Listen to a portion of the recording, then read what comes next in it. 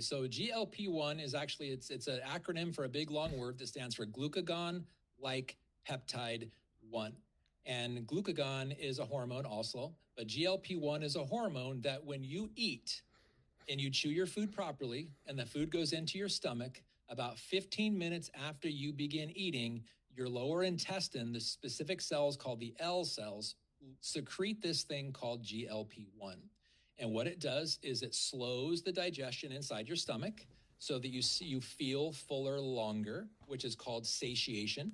And it curbs your hunger. So when you are full, when you literally get the signal that you're full, you stop getting hungry unless you overeat and unless this system is quieted. And I was reading a research article a couple days ago about GLP-1, and it was specifically looking at obese people.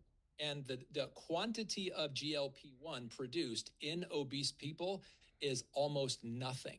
So they don't have the turnoff mechanism. So they continue to eat and they continue to eat. But they found something interesting with these obese people, that when they did something like a sleeve, a gastric sleeve, or a gastric bypass procedure, or a gastric belt or a band, the same people that used to be obese, after the procedure, their body started significantly increasing the production of GLP-1.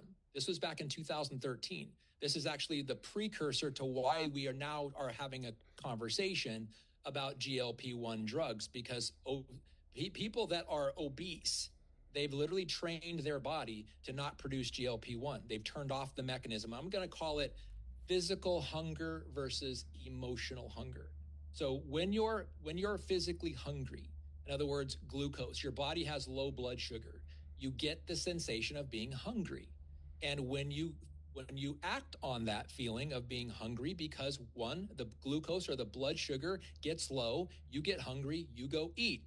GLP-1 is produced while you're doing that. So it slows down the process of the stomach breaking down the food, and it sends a signal. This is the coolest part about this, Sandy, is that it's called the gut-brain axis. So in your lower intestine, it sends signals to the pancreas, which release GLP-1, which slows down emptying of the stomach, but it also, how it does that is by increasing insulin.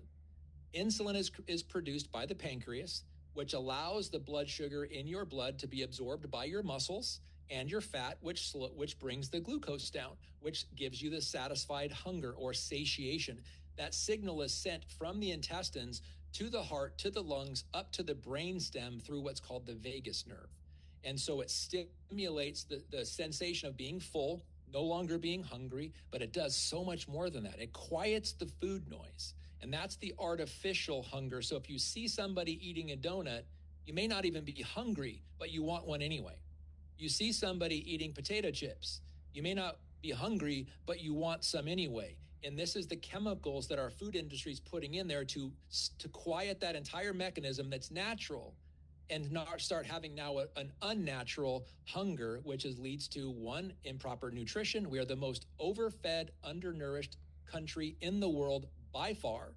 And we spend hundreds of billions of dollars annually to treat the things that come from that pattern.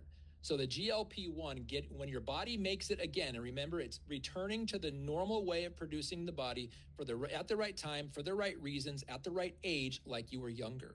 When your body does that on its own, and that's what our product does, show your body again how to release its normal GLP-1, stop you from getting hungry anymore. When you're done eating, the signal to your brain shuts off, you're no longer hungry, and it quiets the food noise and curbs the snacking in between, which is it's not a side effect, it is another positive benefit of this product, is you don't snack in between meals because you're not getting that hunger signal anymore. It's just incredible what it's doing.